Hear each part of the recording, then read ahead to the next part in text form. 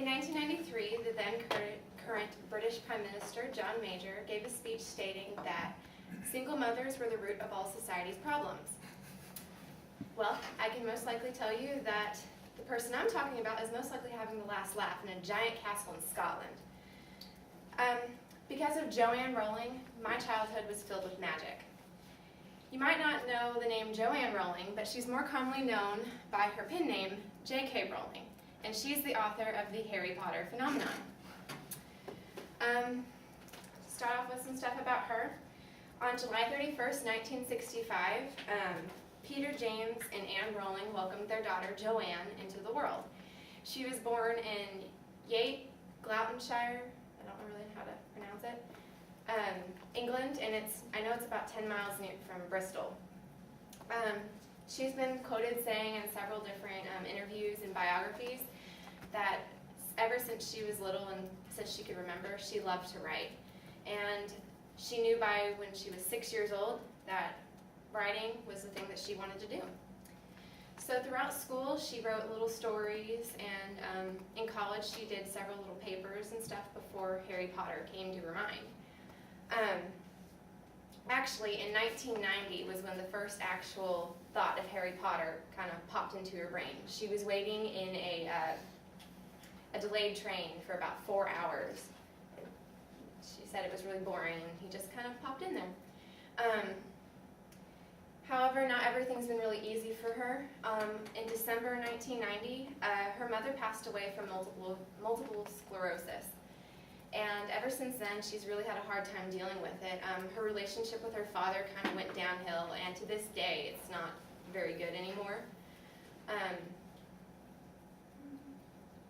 Okay, after her mother passed away, like I said, she went through that really hard period in her life. She moved to Portugal to do a bit of soul searching and to teach English as a foreign language. There she met her first husband, George Orontes, and he was I think a television journalist, so, writers, I guess, meet together. In 1993, she gave birth to her first daughter, Jessica. However, not everything was sunshine and daisies. By the time her daughter was born, she was separated, and then she moved to Scotland, where she divorced her first husband. And is there when more of the ideas for Harry Potter kind of just, came to be. She went through a very dark time, and a lot of the dark themes in her book reflect of that point when she was living alone in Scotland by herself on state assistance. And, she's still dealing with, she was having a hard time when her mother passed. So she got a job as a writer for like a newspaper, I think, and that's when she really started to really work on Harry Potter some more. Her famous rags to riches story, where she would take her daughter with her to several different coffee shops and write her book, and that's what happened during this time. So in 1995, the first manuscript of Harry Potter was completed. It's hard to believe that this phenomenon that almost everybody knows about almost didn't get published. She went through 12 different publishers before Harry Potter actually got signed on. And it was finally the company Bloomsbury that published it. And the funny little side story on that is the only reason why it did get published is because one of the head honchos of the company gave the first chapter to his daughter, and the next day she demanded that she have the rest of the book.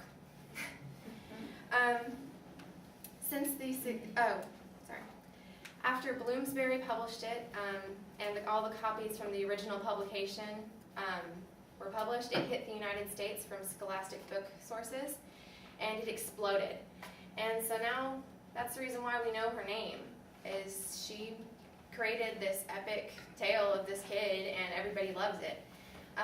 She's one of the most richest women in the world. She rivals Oprah Winfrey on it. She donates a lot of her money to several different charities, one for single mothers, and she started this really big, cool foundation, which could be a whole speech on its own, of people with multiple sclerosis, helping the families and helping to try and find a cure.